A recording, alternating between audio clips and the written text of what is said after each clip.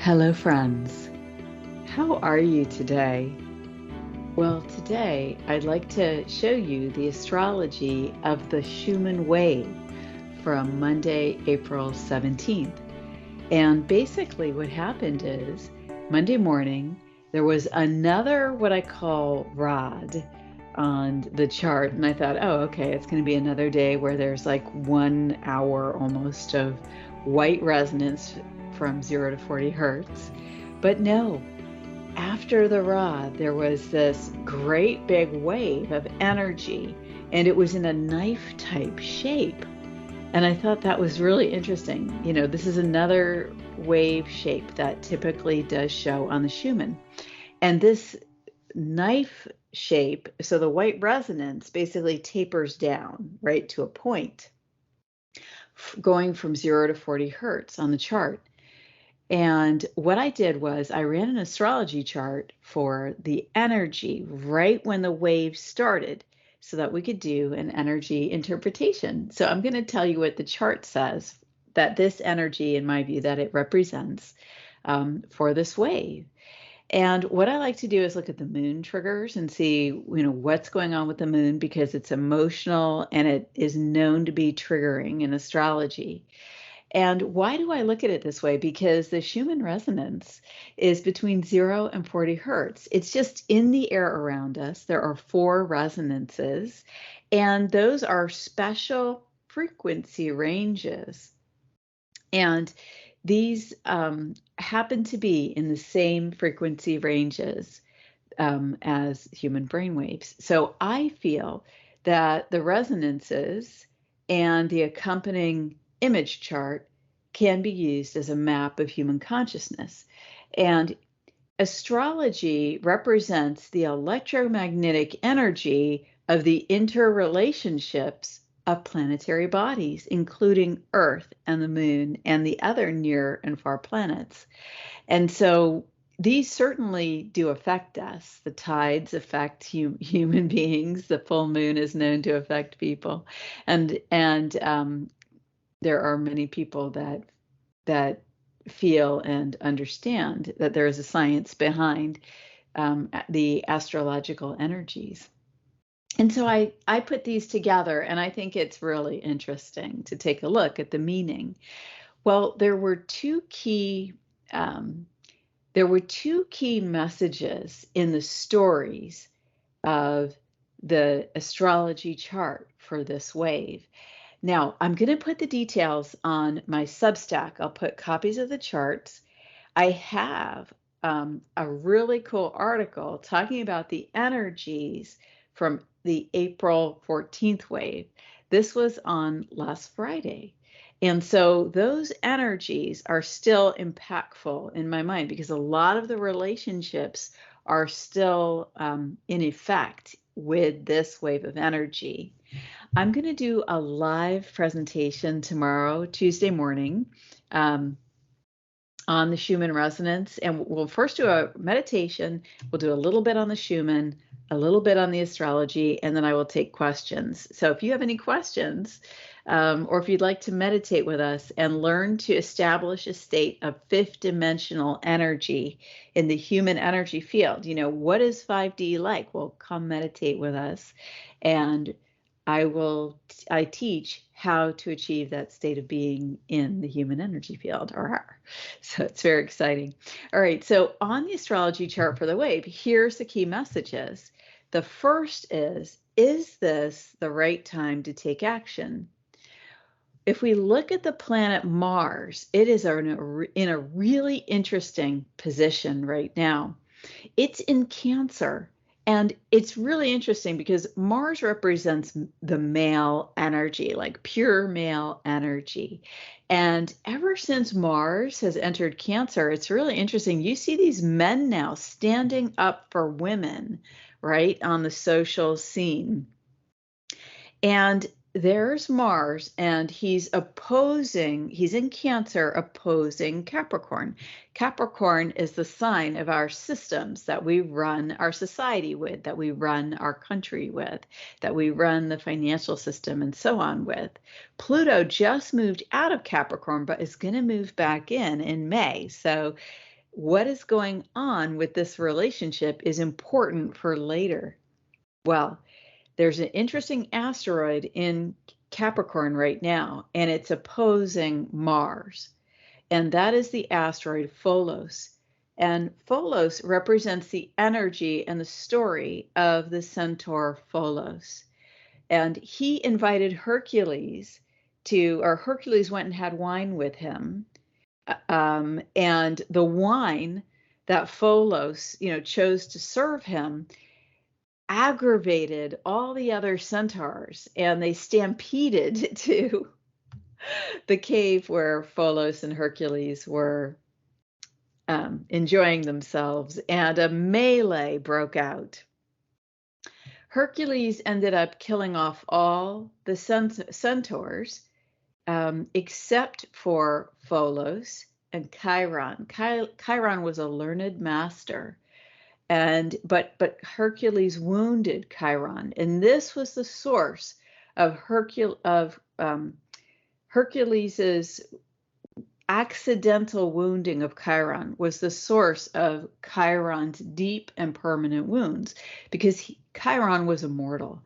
And so he endured the pain of the wound for the rest of his time on Earth, until he made a great sacrifice and was transmuted back up to heaven, essentially. However, during the melee, Follows accidentally dropped a poison arrow on his foot, and he perished as well. So this is a tragic story, as many of the Greek stories are.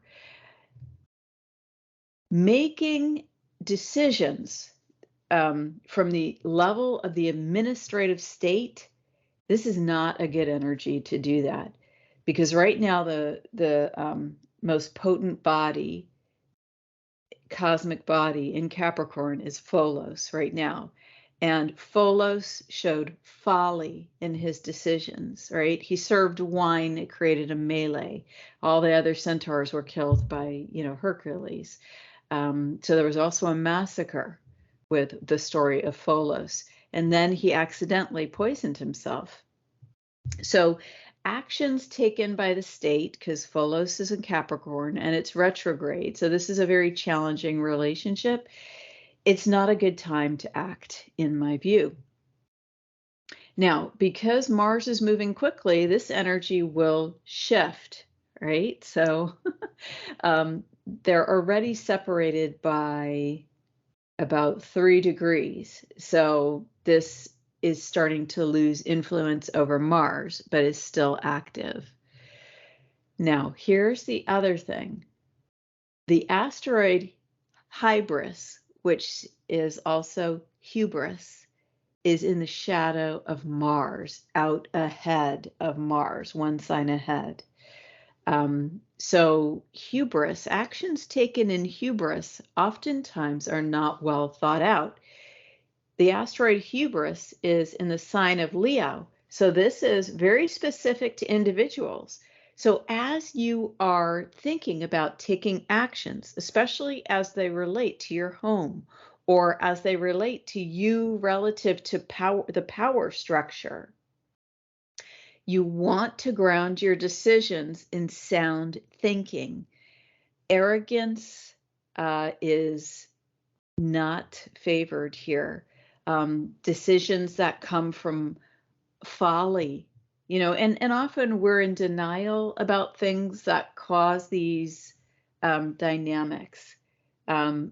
These can exist in our shadow personality. So addressing the shadow, doing spiritual work, getting right with God, really looking at yourself and trying to make well-grounded decisions is much more favored here. But ungrounded decisions can result in disasters in this energy. There's one other aspect here related to Mars and decision-making that's really important, and that is Hypatia. The asteroid Hypatia is in Pisces at 9 degrees, and Hypatia was a very well-respected woman in Greece. She was also an inventor. She was far ahead of her time. And she would give speeches, and she was just so, polished, and was such a good presenter, presenter of ideas as well, and very innovative. However, she aggravated the forces in charge, and was eventually killed after one of her speech by a mob. Now, when I read the story, this is what I got from that. What I got was that the powerful forces that she aggravated riled up the mob against Hypatia. But when I mused over the energies of Hypatia, I think that Hypatia put herself in places that weren't fully resonant with her. I think that she had an emotional aspect of her nature that was not restrained, and possibly was argumentative. Okay, so I've looked at this in energy, and through, when I work with people, at times I have windows open up into historical events or historical characters. And this is some of the information I have learned about Hypatia through these experiences. Hypatia is sextile Pholos. So she's in a not a strong position. She and Pholos make a yod towards hubris. A yod is the finger of God. So God points on this chart, in this wave of energy, where is the hubris? It most likely will fall in these energies. There's another yod that points to Pholos, and that the wings of that yod are hubris and Venus. Venus is at 7 degrees. So Venus is in Gemini, and Venus is ungrounded in these energies. She's fun, but we're not talking about fun here. We have her engaged with hubris and Pholos in a yod that points to Pholos. So what would be the cause of folly by governmental bodies, within the financial systems?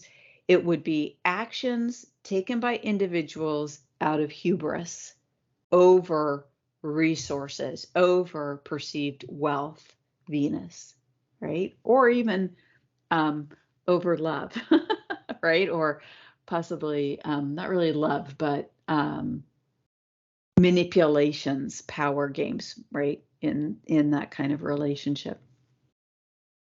So not a good time for making rash decisions or ungrounded decisions. The other yod, there's another yod, and it's to Pluto.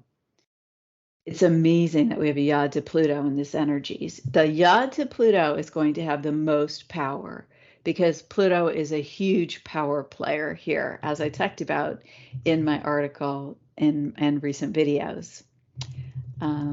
Just check something here. Okay, so the yod to Pluto is from abundance on the one hand and Daedalus on the other.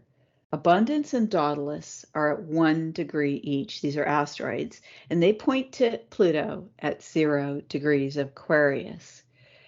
So in my Substack article, I described in detail the energy of Pluto at this degree. So you can read that to get more depth.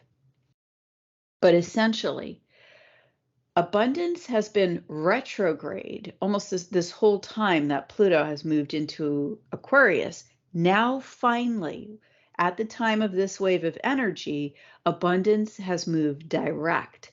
That's a much more positive energy, especially in a yod. However, the yod is with Daedalus, and Daedalus, his son Icarus, is the one who flew too close to the sun. Daedalus created the maze for the centaur, not the centaur, the minotaur. The minotaur is the beast to whom children were sacrificed once a year in the Greek and I think it was the Minoan stories. So Daedalus was involved in some dark business. And now he is at the wing of Iyad with Pluto. And this is where divinity, where God points to the chart. This is a tenuous position, right? Daedalus wanted power and influence. With Pluto, he's got it. However, Pluto always drills down to the soul. And if Daedalus does not come from a soul-centered place, from the direction of divinity, in his actions on Earth, then Pluto and that force that Pluto represents will likely destroy Daedalus. And Daedalus will lose what's most important, the soul, right? The sun. His child flew too close to the sun, and he lost his son accordingly. Isn't that interesting? Those plays on words, because the sun also represents the soul. And it's interesting because Jesus, right, he said he was the Son of God. And so there's a lot of plays on the sun representing the soul. And in my view, Jesus representing the soul. So this is a treacherous position, to say the least. And our wealth and abundance seems to hang in the balance, and things do not feel good here. They do not feel good at all. It feels tenuous, it feels dangerous, and Daedalus is in the sign of Cancer, the home. Again, not the type of energy that you want invading Cancer, right? But here Daedalus is at 1 degree, only beginning his journey through this energy. So these are very dramatic energies. And behind all of these, you have Saturn at 4 degrees interacting with Pluto, right? So Pluto and Saturn has just gone through Aquarius, but Saturn's going to come back and go forward again and come back and go forward again a couple more times over the next year or so here. Saturn and Pluto together combine their energies to focus on where is the divinity in our institutions, right? Where is the divinity in our thoughts about our culture? Where is the divinity in our human collective? You know, where is that best expressed? What ways of thinking, what ways of being, you know, how do we live to best express to best express those outcomes for the human collective, which is represented by Aquarius, that most highlight God, the soul within the living human form. So you've got some very powerful players here, and it's a time to really be careful in our actions. Now, here's the thing. Uranus is the player here that can just turn things on a dime and completely change situations. Uranus is at 17. The biggest action on the chart, besides unexpected moves by Uranus, is Mercury, because Mercury is right there 3 degrees from Uranus at 14 in Taurus. And so the biggest action that I see guaranteed in these energies with this Schumann wave is people talking about what's going on. Communication is favored in these energies, especially because communication, Mercury, is on the descendant, directly opposing the ascendant. So in wholeness, to complete the presentation of these energies, that would involve talking about what is in the shadow aspect of the personality, right? And that in this chart is represented with the sign of Taurus. So what is in the shadow of Earth? Uranus is going to flip things to reveal that to us. Mercury is going to talk about it when that happens, and we'll talk about it anticipating the event, whatever that may be that Uranus brings us, whether it's well, let me look here and see if we can just make a determination about that. Uranus is at the exact degree as Nisus, and Nisus, that energy is about long-term betrayal. Nisus is conjunct the asteroid Lucifer. Lucifer is, where do you deny God in your life? Where have you turned away from God? Chiron in Aries is between Uranus and Lucifer Nisus, smack in the middle at 16 degrees of Aries. Chiron represents our greatest woundings, but when we focus within and bring the light of transparency and ask for healing and get back in relationship with God and the soul, we turn those woundings into great mastery.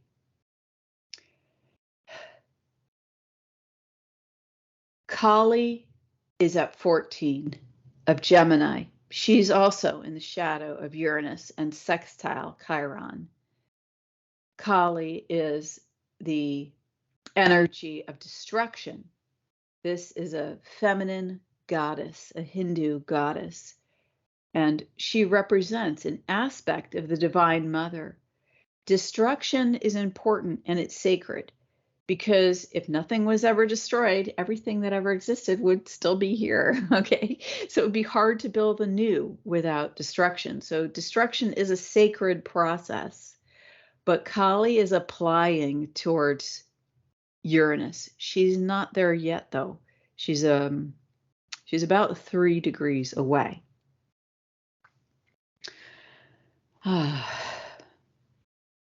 But she's at the exact degree of Mercury. So expect communications. They might mislead us.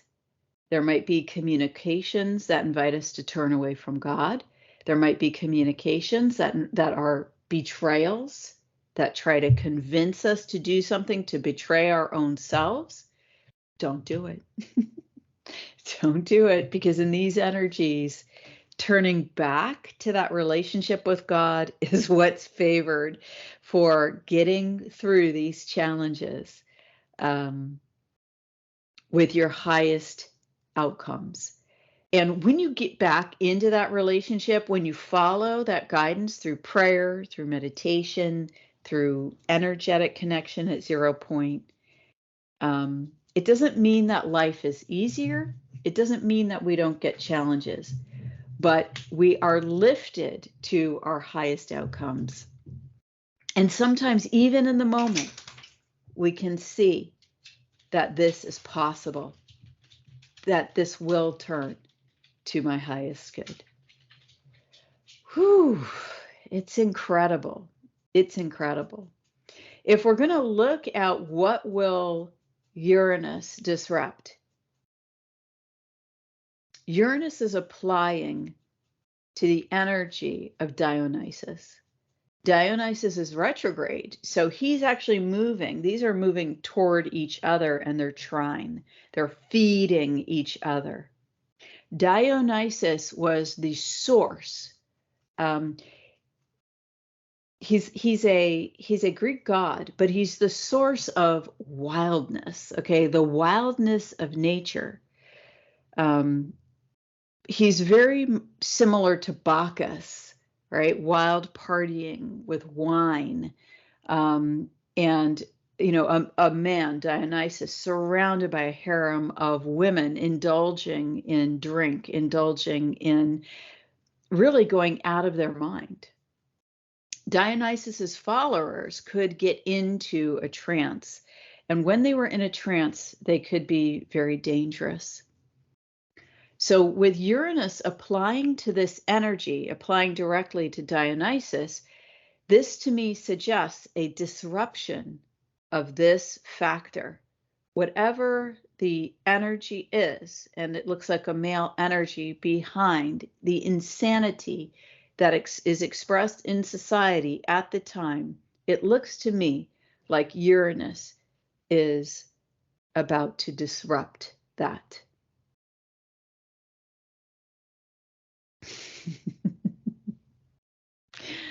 We have the new moon in 2 days. On the Pacific coast, it will be on Wednesday at 9:12 p.m. with the total solar eclipse 4 minutes later at 9:16 p.m. That will be on the chart for Space Observing System Schumann resonance Thursday morning at 11:12 and 11:16 a.m. for Tomsk time on the Schumann resonance chart. The solar eclipse is going to go all the way across Australia. So it'll be very interesting to see what happens with these intense energies this week. It's possible that this wave is a precursor to the new moon. It might be the energy on the Schumann for the new moon and the eclipse, because I find that the Schumann energy is often leading. Sometimes you'll have the wave before the event happens, according to our calendar system. So hang in there, everybody. Come check out my Substack and take a look at the charts for yourself if you'd like to see them. And join me on the live Tuesday morning. It'll be this Tuesday and the next Tuesdays for the foreseeable future. Thank you.